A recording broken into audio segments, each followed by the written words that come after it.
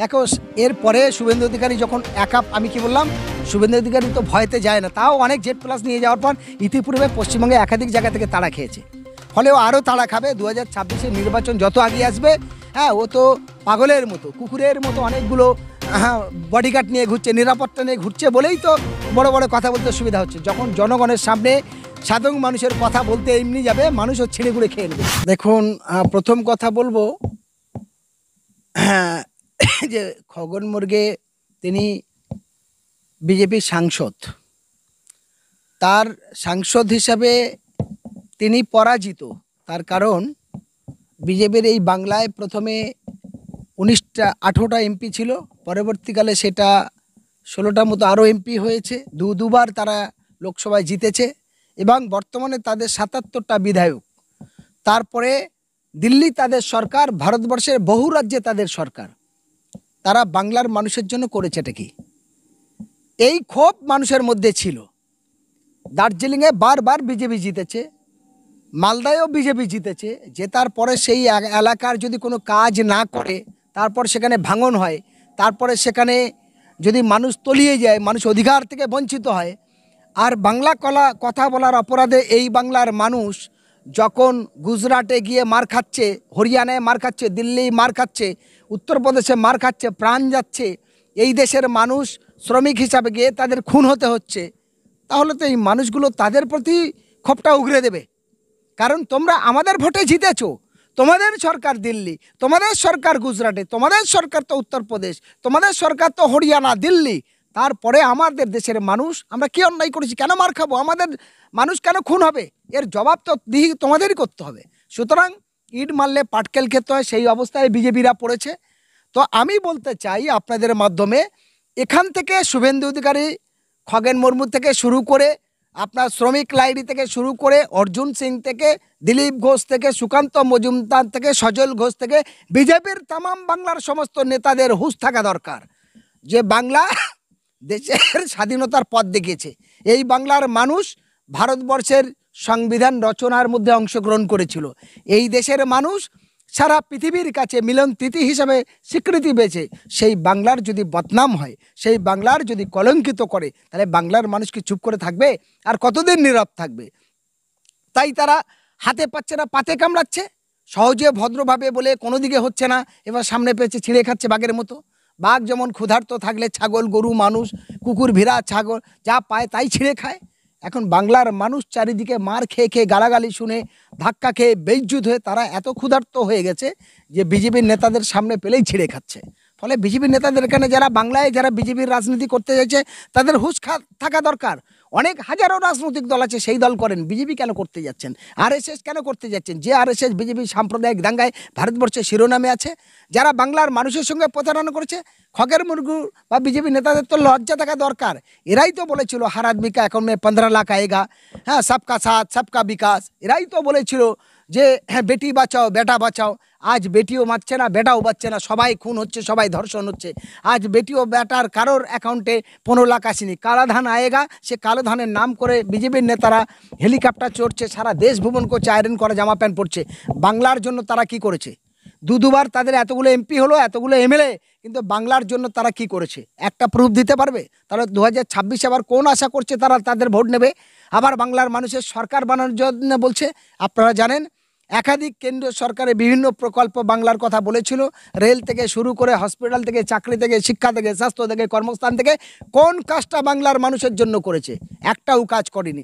ফলে বাংলার মানুষ যারা ওদেরকে এমপি বানিয়েছে, যারা ওদের এমএলএ বানিয়েছে, তারা ওদের প্রতিশ্রুতির জায়গায় যখন তারা বিভ্রান্ত হয়েছে, তাই রেগে গিয়ে বিজেপির নেতাদের উপরে এখন আক্রমণ করতে শুরু হয়েছে। আমরা দেখছি উড়িষ্যায় এখন বিজেপির সরকার, যার উড়িষ্যার বহু মানুষ কলকাতায় কাজ করে, আর কলকাতার মানুষ উড়িষ্যায় যাচ্ছে, তাদের ডান্ডা দিয়ে পেটানো হচ্ছে, তাদের মারা হচ্ছে, জোর করে জয় শ্রীরাম বলা হচ্ছে। আজকের দিল্লি থেকে খুন হচ্ছে, উত্তরপ্রদেশ থেকে খুন হচ্ছে। কেন এই দ্বিচারিতা? কই বিজেপি নেতা তো একটা মুখ খোলেনি। তাহলে প্রধানমন্ত্রীর উচিত, স্বরাষ্ট্রমন্ত্রীর উচিত, বিজেপির প্রত্যেকটা নেতাদের উচিত, বাঙালি মানুষেরা বাংলা কথা বলার অপরাধে যারা বিভিন্ন রাজ্যে গিয়ে, বিজেপি শাসিত রাজ্যে গিয়ে খুন হচ্ছে, প্রাণ যাচ্ছে, তখন তারা রাস্তা নেমে প্রতিবাদ করুক। করতে পারছে না, তাহলে মজা তো এখন থেকে দেখাবে। ফলে শুভেন্দু অধিকারী বলতে বেশি ভালোবাসছে কেন? তার সঙ্গে বহু রকম নিরাপত্তা বাহিনী নিয়ে ঘুরছে, হ্যাঁ, এক গাধা সিকিউরিটি গার্ড নিয়ে ঘুরছে বলে বড় বড় কথা বলতে সুবিধা হচ্ছে। সে যখন সাধারণ মানুষের মতো এক দুজন সিকিউরিটি গার্ড নিয়ে ঘুরবে, তখন এই বাঘের মতো, তখন হাওড়ের মতো ছিঁড়ে পড়ে ওর খাবে, তখন ও হুঁশিয়ার হবে। ফলে এগুলো একটা কারণ স্বৈরাচারিতা চলছে। ফলে আমি আপনাদের মাধ্যমে বলতে চাই যে বিজেপি যে রাস্তায় হাঁটছে সেই রাস্তাটা অমানবিক, মানে অসভ্যতার পথ, একেবারে অধমের পথ। এই বাংলায়, ভারতবর্ষে হিন্দু মুসলমান দলিত আদিবাসী সবাই যে সুন্দর সম্প্রীতিকে যারা নষ্ট করছে, তাদের এই দেশের রাজনীতি করার কোনো অধিকার নেই। দেশের সংবিধানের নিয়ম অনুযায়ী টন টন রক্ত দিয়ে দেশ স্বাধীন হয়েছে, সেই দেশকে যারা কলঙ্কিত করছে, তাদের এই দেশের গণতান্ত্রিক রাজনৈতিক কোনো অধিকার নেই।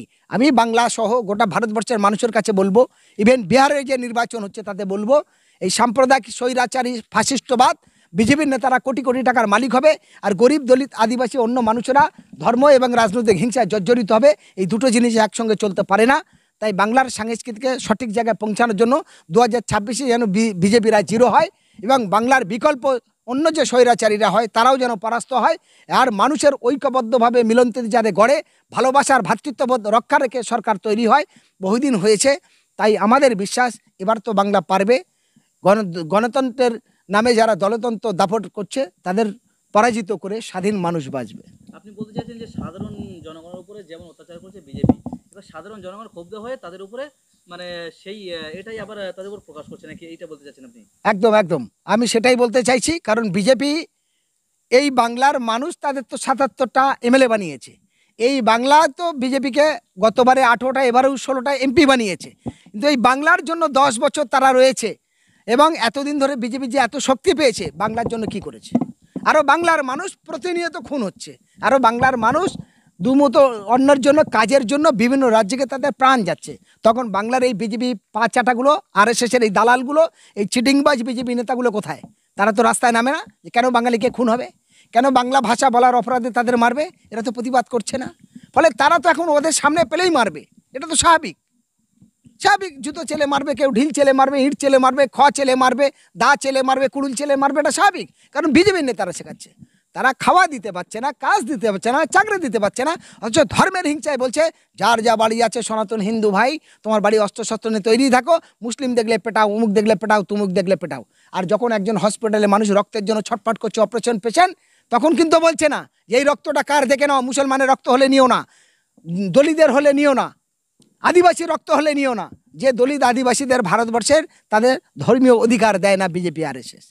ফলে বিজেপির এই স্বৈরাচারিতার বিরুদ্ধে মানুষ খেপে গিয়ে এই ঘটনাগুলো ঘটাচ্ছে। ফলে এখান থেকে বিজেপির নেতাদের সংযত হওয়া দরকার, এবং আগামী যে 2026 নির্বাচন, সেই নির্বাচনে এদের অংশগ্রহণ না করাটাই ভালো। তাহলে মানুষ আরও ক্ষিপ্ত হবে ওরা যদি এখানে অংশগ্রহণ করে। অংশগ্রহণ না করলে কোনো বিজেপির নেতার উপরে আক্রমণ হবে না। কারণ যারা দেশের জন্য বিপদ, যারা দেশের জন্য ভয়ঙ্করী, যারা মানুষের কাজে লাগে না, তাহলে সেরকম রাজনৈতিক দল বলেই মনে করা যায় না, সেরকম নেতাদের নেতা বলেই মনে করা যায় না।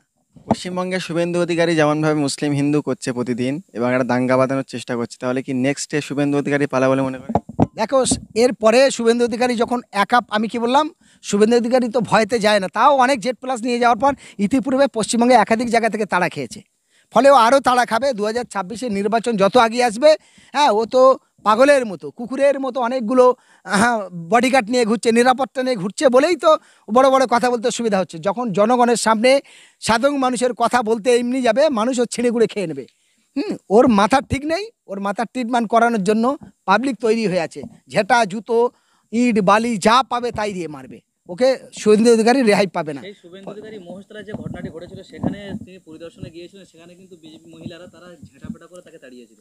একাধিক, আমি তো বলছি শুধু ওখানে নয়, সারা ভারতবর্ষের যেখানে শুভেন্দু অধিকারী যাবে, এবং বিজেপির এই যে পাঁচাটা আরএসএসের দালালগুলো, যারা রাজনীতির বোঝে না, যারা ব্যক্তি স্বার্থে চড়ে, যারা ধর্মীয় বিভাজন, হিংসা তৈরি করে মানুষের মধ্যে ফাটল ধরায়, দাঙ্গা লাগায়, এই দাঙ্গাবাজদের বিরুদ্ধে বাংলার মানুষ তৈরি আছে ঝেঁটা জুতো নিয়ে। যেখানে যাবে এরা ঝেঁটা জুতো খাবে। ফলে এই বিজেপির যে খগেন মুর্মু যে মার খেয়েছে, এর থেকে এরা শিক্ষা নিয়ে বাংলার দাঙ্গাবাজদের আর রাস্তায় নামা উচিত নয়। বলে বাংলার মানুষের কাজের জন্য, বাংলার মানুষের স্বাস্থ্যের জন্য, শিক্ষার জন্য, কর্মস্থানের জন্য সেই কথা ভাবুক, তাহলে তারা সম্মান পাবে, মর্যাদা পাবে।